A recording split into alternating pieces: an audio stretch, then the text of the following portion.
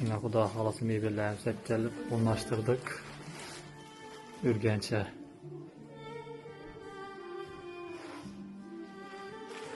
Yine bir terbiyesi.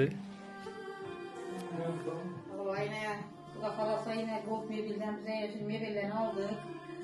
Acayip sifatlıyken aldık koydurduk hem meyveleri yine de yaptı. Bize meyveleri zor. Hem mesela sifatlıyken gördük yine meyvelerini yaxşı, acayip.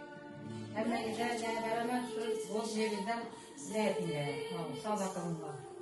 Acayip yaxşı bize doğrusu da acayip eken sifatları. O bir olan bitkilerinde yine. Sifatlı meyvelerini işte bu. Acayip eken. Selam ve sıhhatim şu anılar gold meyveden. Hemen rahmet ise. Bir